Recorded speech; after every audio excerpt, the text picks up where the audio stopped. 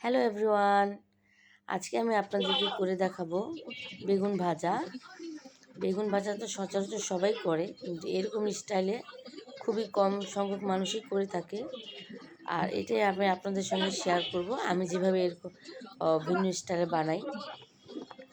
আমি বেগুনটাকে গোল গোল করে কেটে নিয়েছি মোটা মোটা করে, এবং ভিতরের অংশটাকে বের করে বাইরের খোলসটাকে আলাদা করে নিচ্ছি। আর আমার একটা বেগুন থেকে মোট 6 পিস হয়েছে, তো আমি এক এক করে সবগুলো খোলসগুলো বের করে নিচ্ছি ভেতর থেকে। এখন এটাকে আমি খুবই ছোটো ছোটো করে কাটবো, যাতে আমার পুরটা খুব সুন্দরভাবে রেডি করতে পারি। এই জন্য যথাসম্ভব এটাকে ছোটো ছোটো করে যতটুকু সম্ভব এটাকে খুবই ছোটো ছোটো করে কেটে নিতে হবে। কাটা হয়ে গেছে, তো আমি এভাবে কিন্তু বেগুন ভাজি করে খেতে কিন্তু খুবই অসম্ভব লাগে। ফিউটা তৈরি করব, ট্রাই করে নিই, তারা অবশ্যই ট্রাই করবেন। তো আমার একটু মোটা হয়ে গেছিলো, তো আমি আবার একটু ছোটো ছোটো করে কেটে নিচ্ছি। এরপরে এখন আমি এটাকে পাত্রে একটা তুলে নিচ্ছি, যেটাকে আমি পুরটাকে রেডি করব, সমস্ত মশলা অ্যাড করবো। সেরকম একটা বড়ো দেখে একটা বাটিতে নিয়েছি। তো আমি 1 পিস চিকেন নিয়ে নিয়েছি, যেটা আমি বাচ্চাদের জন্য ম্যারিনেট করে রেখেছিলাম। এটাকে খুবই ছোটো ছোটো করে এটাকে আমি কেটে নিচ্ছি।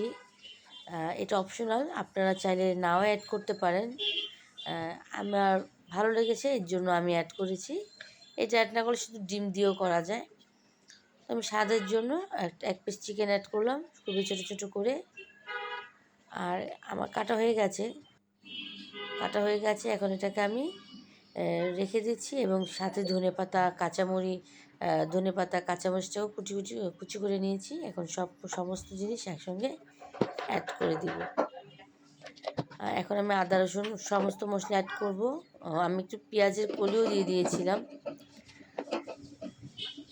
এখন আদা রসুন, হলুদের গুঁড়া, মরিচের গুঁড়া, জিরার গুঁড়ো দিয়ে দিলাম, আর দিয়ে দেব ধনিয়ার গুঁড়া। দেওয়া হয়ে গেছে। এই পর্যায়ে দিয়ে দিচ্ছি স্বাদ মতো লবণ, আর যতটুকু আমার বেগুনের পুরটার জন্য লাগবে। এখন দিয়ে দিলাম সামান্য গরম মশলা। এখন এটাকে আমি খুব ভালোভাবে নেড়ে চেড়ে নিচ্ছি। এখন একটু পেঁয়াজ কলি অ্যাড করে নিলাম, আর এখন দিয়ে দিব একটা ডিম। এটা দিয়ে এখন আমি কিছুক্ষণ খুব ভালোভাবে এটাকে আমি মাখিয়ে রাখবো, পানিটা ছেড়ে আসা পর্যন্ত। যে একটু পেঁয়াজও অ্যাড করেছি, যেটা আপনাদের সাথে শেয়ার করা হয়নি। এখন খোলসটাকে আমি লবণ হলুদ দিয়ে মাখিয়ে নিচ্ছি, কারণ যেহেতু এটা ভাজবো, এটার ভিতরে লবণে যাওয়ার প্রয়োজন আছে, নাহলে এটা বাইরের অংশটা খেতে ভালো লাগবে না।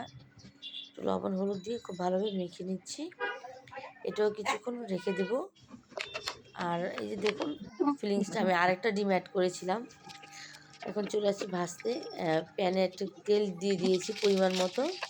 এখন একটা করে আমি বেগুনের অংশটা দিয়ে দেব। এখন আমি ভিতরের যে ফিলিংসটা রেডি করে রেখেছি পুরটা, এখন এটা করে দিয়ে দিচ্ছি। আর যেহেতু ডিম তো তেলের সঙ্গে ছড়িয়েই পড়বে, তো এটাকে যখন ডিমটা ভাজা হয়ে যাবে, তখন একটু আস্তে আস্তে তুলে নিয়ে ফেললে হবে।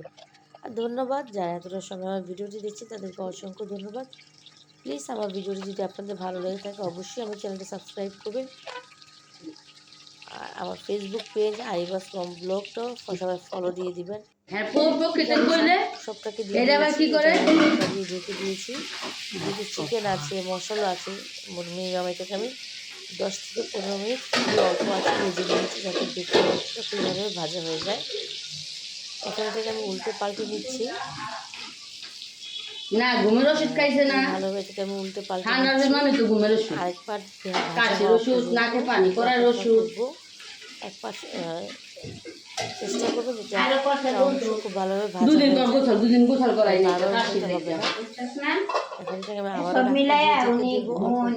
রেডি হওয়া পর্যন্ত। যারা দেখুন আমার দুটো পাটি খুব সুন্দরভাবে ভাজা হয়ে গেছে, একটু নেড়ে চেড়ে দিচ্ছি। একদম সুন্দরভাবে রেডি হয়ে গেছে। এটাকে আমি পাত্রে তুলে নেব। আর ধন্যবাদ, এভাবে সবাই ট্রাই করুন।